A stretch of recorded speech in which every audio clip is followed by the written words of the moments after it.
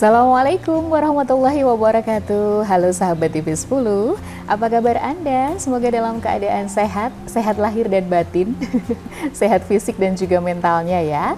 Nah, kembali berjumpa dalam program Bincang Psikologi dari TV10 bersama saya Carla Ratna. Dan di kesempatan kali ini seperti biasa bersama psikolog kita Bapak Setio Purwanto. Assalamualaikum Pak Setio. Waalaikumsalam. Alhamdulillah dapat berjumpa kembali ya Pak ya dalam program Bincang Psikologi. Kita kembali nih menjumpai Pak Setio di Padepokan Patrap Surakarta. Iya. Seperti biasa kalau di sini tuh menikmati kopi. Kopinya istimewa kalau di Padepokan Patrap Surakarta, selalu yang pahit saya pilihnya. Baik Pak Setio, kali ini kita akan ngobrolin tentang sesuatu yang berkaitan dengan apa yang saat ini tengah kita rasakan ya Pak ya, yang berkaitan dengan dunia digital. Itu kan sepertinya kita memang menjadi sebuah kebutuhan. Betul. Kebutuhan atau kecanduan ya Pak? Dua-duanya. Karena kadang-kadang kita menjadi ketergantungan ya terhadap digital itu sendiri, terhadap teknologi juga. Baik itu mungkin ya bicara tentang inilah gadget aja ya Pak ya. Kadang orang itu ponsel pintar terutama itu sudah jadi kebutuhan. Belum lagi nanti bangun tidur yang dipegang pasti ponselnya, nggak ada kuota, stres. Tapi kalau dari sudut pandang psikologi kita akan bicara tentang kesejahteraan digital. Betul. Itu seperti apa sih Pak konsepnya kesejahteraan digital itu? Emang bisa ya? Padahal kan udah kalau orang pegang handphone kan ya tahu sendiri asiknya menjelajahi dunia melalui handphone. Betul. Nah, sebenarnya konsep kesejahteraan digital dari sudut pandang ilmu psikologi itu seperti apa, Pak? Kesejahteraan digital atau digital well-being itu ini nampaknya mulai tren ya di masyarakat kita, karena ternyata dampak dari gadget ini menimbulkan pengaruh terhadap kehidupan yang signifikan gitu yang terasa banget, yang besar gitu ya kehidupan. Banyak sekali yang kemudian mereka mengalami justru awalnya membantu digital ini, gadget ini, lama-lama mempengaruhi kondisi negatif terhadap kesejahteraannya. Jadi malah tidak sejahtera gitu. Akibat dari penggunaan gadget. Kondisi negatifnya seperti apa ini Pak contohnya? Kalau yang mempengaruhi mentalnya? Ya, contoh sajalah yang sering dikeluhkan itu adalah kecanduan. Oh iya benar. Ya, kecanduan gadget. Mulai dari anak-anak sampai dewasa kayaknya ya. Dewasa gitu ya.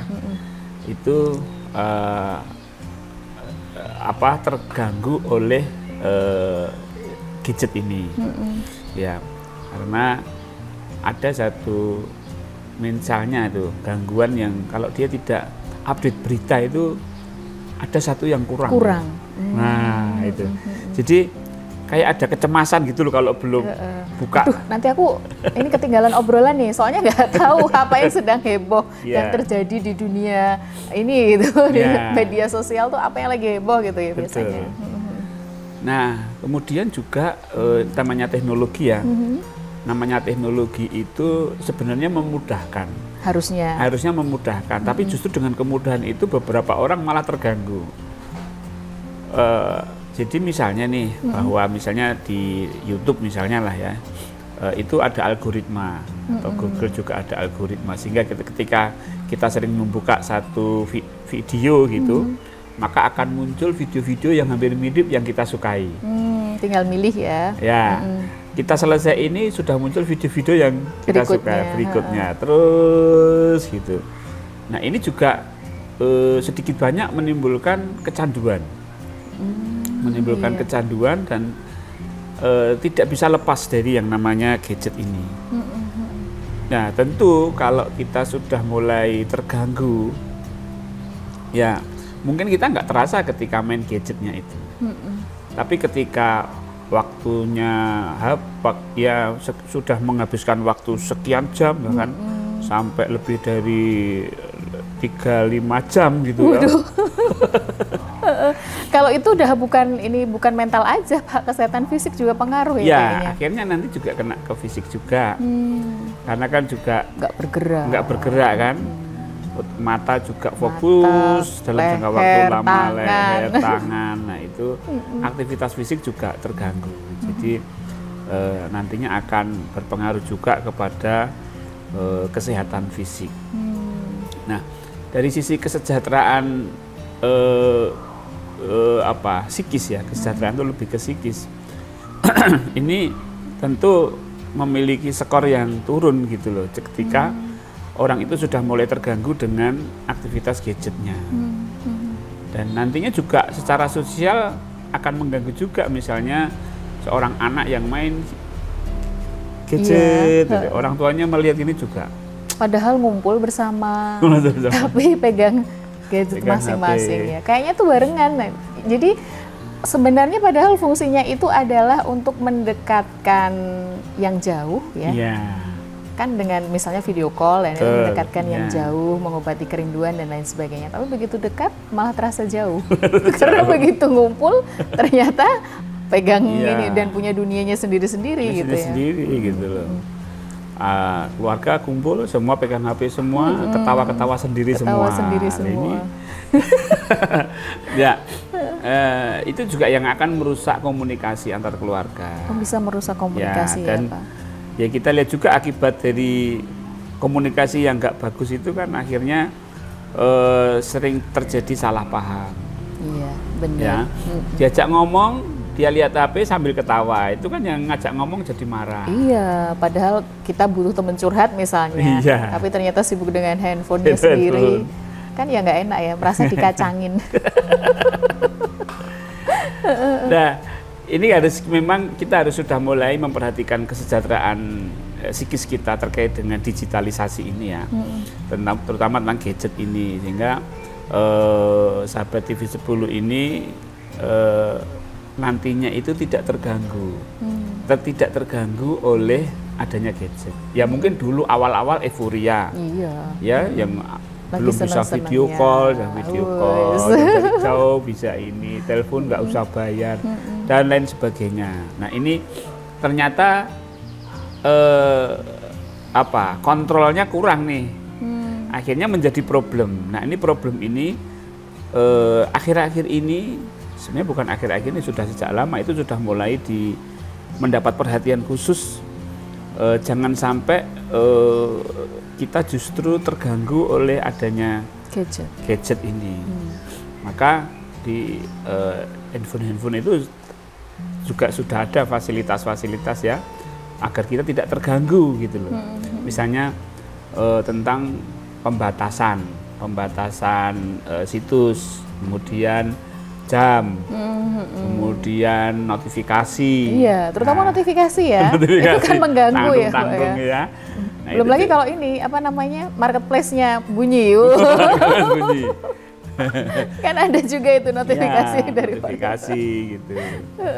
Itu ya mengganggu kita juga, kadang-kadang mengganggu orang lain. Notifikasi juga nggak lihat waktu kan, malam-malam notifikasi, jadi tidurnya nggak nyenyak lagi. Nah, ini yang sudah sangat diperhatikan oleh kalangan psikolog, bagaimana bisa meningkatkan tingkat kesejahteraan hidup. Jadi tidak terganggu oleh gadget ini. Meskipun kita memang hidup tidak bisa lepas dari digital, tapi tetap bisa hidup, maksudnya tidak bergantung dengan gadget itu sendiri ya Pak? Iya, artinya kita tidak diatur oleh gadget. Tidak diatur oleh gadget, kita yang mengatur kita yang mengatur gadget itu. Sehingga gadget ini membahagiakan kita, membahagiakan anak-anak, membahagiakan orang tua gitu. Bukan malah membuat stres, ya kan? Konflik-konflik keluarga, konflik-konflik sosial banyak disebabkan oleh gadget. Ya kan? Dulu ada hoak gitu kan. Akhirnya bikin, orang sekarang sudah sadar, oh ini belum lagi postingan ya Pak, yang kadang tuh terasa menyindir. Sekarang sindir-menyindir itu sudah tidak lewat lisan, ya kan, lewat status, biarin dibaca. Untungnya saya tuh nggak pernah lihat story orang ya. Gitu. Awan. Untungnya begitu. Jadi memang itu sudah termasuk membatasi diri ya. Sudah termasuk aku nggak mau lihat status orang, itu mulai membatasi diri. Ya, Aku mau bikin status, tapi aku nggak mau lihat status orang. Iya betul, saya banget. Nah, itu juga strategi untuk bagaimana kita bisa sejahtera dengan digital ini. Oke, sejahtera dengan digital. Bagaimana nanti caranya untuk mengatasi kita yang sudah kecanduan, atau bagaimana kita bisa meraih kesejahteraan digital, bisa berdampingan dengan digital dan tetap sehat mentalnya? Jangan kemana-mana. Bincang Psikologi akan segera kembali untuk Anda. Tetap di TV 10.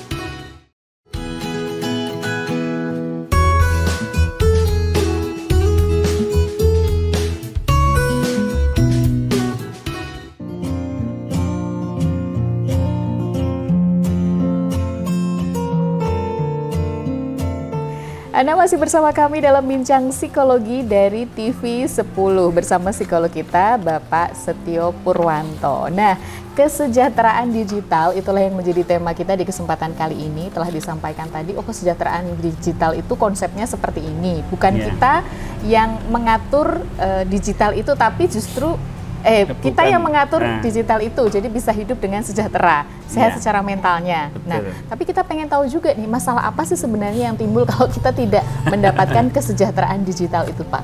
Iya. Pasti kan banyak ya, Pak, ya, masalah yang muncul. Ya. Ada beberapa tadi yang sudah kita sebutkan ya, yaitu yang pertama tentang kecanduan. Ya, itu pasti kalau kadang-kadang juga gadget ini menjadi pelarian. Jadi dia stres, larinya ke gadget. Larinya ke digital, akhirnya ketagihan jadi edik gitu. Awalnya sih untuk pelarian aja, mengisi waktu kosong, tapi karena terlalu asik akhirnya muncul kecanduan psikologis ya. Asiknya itu kan membuat orang jadi ingin mengulang-ulang lagi. Sehingga muncullah edik. Nah, ini ya juga bahaya juga, karena kalau sudah edik itu lupa waktu, lupa makan, lupa ibadah, sholat, ya lupa. Mudah-mudahan nggak lupa pasangan ya. Bahaya ini.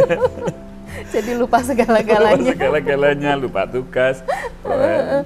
Ya macam-macam. Kemudian juga yang kedua itu gangguan tidur ya. Jangan lupa tidur tadi, lupa istirahat. Keasikan itu tadi ya, Pak ya. Asik, akhirnya sampai larut malam. Bahkan katanya kalau malam itu lebih enak, karena sepi gitu ya. Justru dia menggunakan waktu malamnya. Jaringannya bagus ya. Wah, jaringannya bagus. Karena pada tidur kan. Tidur, nggak ada yang ganggu. Tapi akibatnya ketika siang dia mengantuk. Akhirnya aktivitas siang ya namanya sekolah atau bekerja terganggu. Ya terganggu. Biasanya orang-orang yang anak-anak yang mengalami edik atau kecanduan itu akhirnya bolos sekolah. Uring-uringan kalau sekolah itu. Ya, karena tugas nggak dikerjakan, konsentrasi berkurang, dia lebih emosional.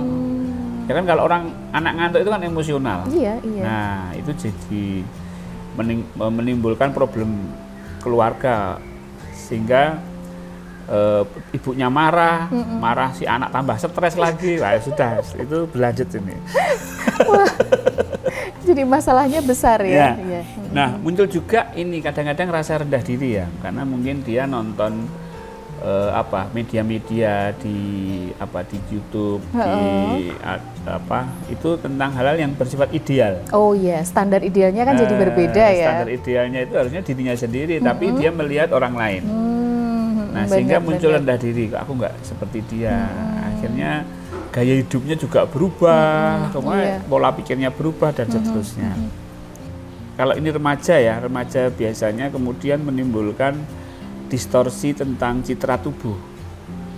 Ya, termasuk tubuh ideal itu seperti ini. Akhirnya ketika dia tidak seperti apa yang dia diidolakan itu, nah dia juga rendah diri. Jadi rendah diri. Distorsi wah berarti tubuh saya nggak ideal, wah berarti saya kurang ini, wah saya kurang itu. Ya, misalnya tentang kecantikan, tentang berat badan dan sebagainya, itu akan menjadi problem dalam kehidupan dia karena tidak sesuai dengan apa yang dia idealkan. Dan ini tentunya akan berdampak lebih banyak di kehidupannya. Iya, pasti. Jadi hidupnya tuh merasa ya nggak pas aja. Nggak aku pas. Karena belum seperti si ini kan belum gitu. Jadi ya. Karena standarnya berubah ya. Berarti banyak masalah yang timbul ya Pak. Betul. Kemudian bagaimana mengatasinya supaya kita bisa mencapai kesejahteraan digital ini Pak? Ya, tadi di awal bahwa kita yang harus mengatur. Kita yang harus mengatur ya. Nah, itu menjadi kunci. Artinya kita harus sadar betul tentang penggunaannya. Jadi jangan terbawa oleh keasikan bermain gadget itu ya, bermain digital. Tapi kita harus tahu, kita harus sadar tujuannya apa. Oh, sesuai ya, kebutuhan sesuai kita kebutuhan. ya. Nah, kemudian masalah waktu itu betul-betul strict. Jadi gunakan pembatas waktu.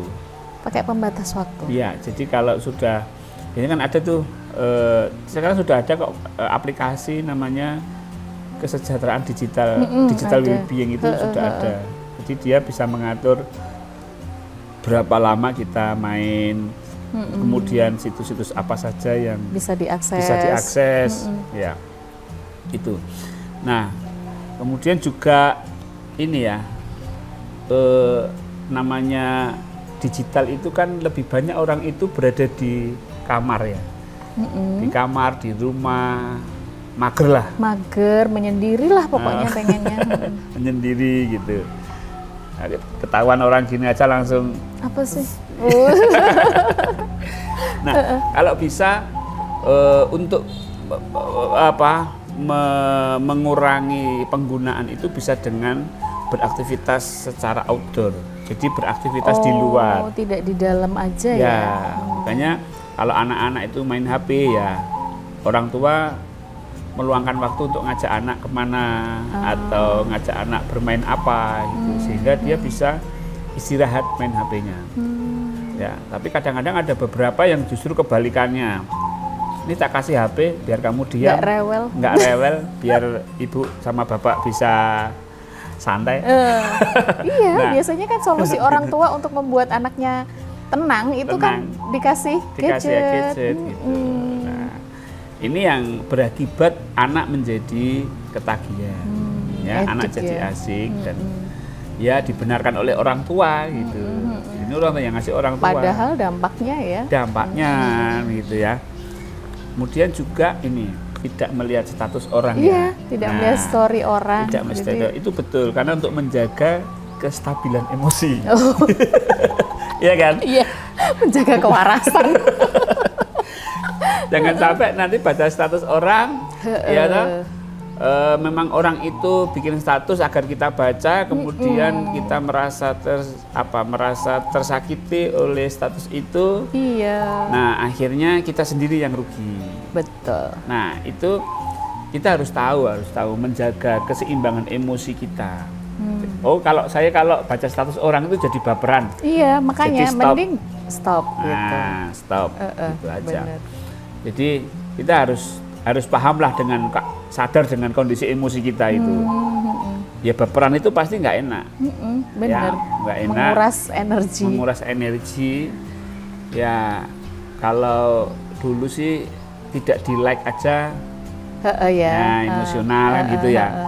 Atau bikin status nggak ada yang komen atau apa itu jadi baperan. Kalau emang bikin status baperan ya jangan bikin status, ya kan?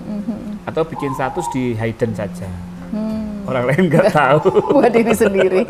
Curhat aja sih ya. Kalau saya sih biasanya memang bikin status, terutama kalau misalnya kita sedang ada di YouTube gitu, saya share kan ini kan info bermanfaat ya. Info bermanfaat. Iya, biasanya story-nya begitu.